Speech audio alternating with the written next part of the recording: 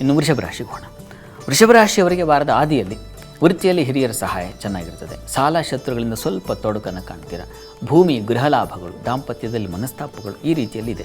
ಮಿಶ್ರವಾಗಿದೆ. ವ್ಯಾಪಾರ ವಹಿವಾಟು ಅಥವಾ ಇನ್ನೇನೋ ವ್ಯವಹಾರಗಳು ಅಂದರೆ ಸ್ವಲ್ಪ ಮಟ್ಟಿಗಿನ ಅನುಕೂಲ ಕಾಣ್ತೀರಾ. ಕಾರಣ ವೃಷಭ ರಾಶಿಯವರಿಗೆ ಚತುರ್ಥದಲ್ಲಿ ರವಿ ಇರತಕ್ಕಂಥದ್ದು ಬಲ.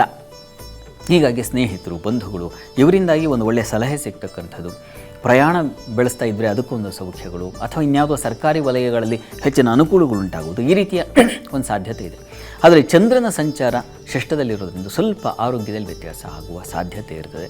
ಹುಷಾರಾಗಿರಿ. ಸಾಲ ಇತ್ಯಾದಿ ಅತಿಯಾದ ಸಾಲ ಮಾಡ್ಕೊಂಡು ಮಹಾಲಕ್ಷ್ಮಿಗೆ ಅಲಂಕಾರ ಮಾಡುವಲ್ಲಿ ಅರ್ಥ ಇಲ್ಲ.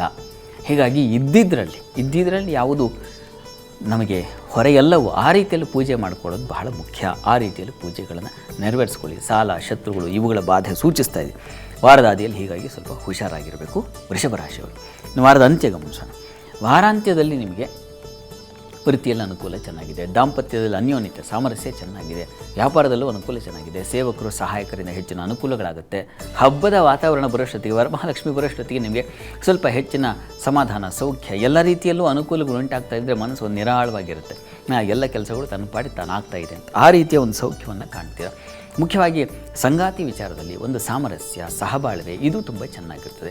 ವ್ಯಾಪಾರದಲ್ಲೂ ವಸ್ತ್ರ, ಹಾಲು, ಹೈನು, ಹೂವು, ಹಣ್ಣು ಈ ವ್ಯಾಪಾರಿಗಳಿಗೆ ಚಂದ್ರ ಇಕ್ಷು ಕ್ಷೀರ ವಿಕಾರ ವಸ್ತ್ರ ಕುಸುಮ ಕ್ರೀಡಾ ಅತಿಲಾನ್ನ ಶ್ರಮೈಹಿ ಅನ್ನೋ ಹಾಗೆ ಎಲ್ಲ ಬಗೆಯ ಈ ದಿನಸಿ ಆಗಬಹುದು, ಫಲ ಆಗಬಹುದು, ಹೂವಾಗಬಹುದು, ಮತ್ತು ವಸ್ತ್ರ ಆಗಬಹುದು, ಅಲಂಕಾರ ಸಾಧನಗಳು, ಕಾಸ್ಟ್ಯೂಮ್ಸು ಇವುಗಳಿಗೆಲ್ಲ ಸಂಬಂಧಿಸಿರ್ತಕ್ಕಂಥ ಹಾಗೆ ಚಂದ್ರನಿಂದಾಗಿ ಒಂದು ಬಲ ಒಳ್ಳೆಯ ಫಲವನ್ನು ತಂದು ಕೊಡ್ತಾನೆ. ಚೆನ್ನಾಗಿ ಅವನ ಸಂಚಾರ ಚೆನ್ನಾಗಿದೆ. ಪಕ್ಷದ ಬಲ ಬಹಳ ಮುಖ್ಯವಾಗಿದೆ. ಅವನು ನೀಚದಲ್ಲಿ ಇದನ್ನೋ ಇಲ್ಲೋ ಬೇರೆ ವಿಚಾರ. ಪಕ್ಷದ ಫಲ ಅವನಿಗೆ ಪೂರ್ಣವಾಗಿರೋದ್ರಿಂದ ಹೆಚ್ಚಿನ ಅನುಕೂಲಗಳು ಕಾಣಲಿಕ್ಕೆ ಅವಕಾಶಗಳಿದ್ದಾವೆ. ವೃಷಭ ರಾಶಿಯವರಿಗೆ ಗಾಬರಿ ಬೇಡ.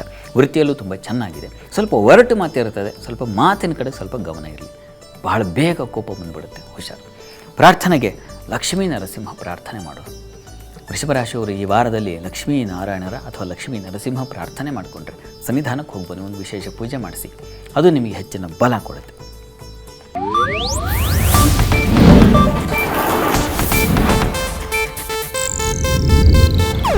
ಇದು ಏಷ್ಯಾನೆಟ್ ನ್ಯೂಸ್ ನೆಟ್ವರ್ಕ್ ಪ್ರಸ್ತುತಿ.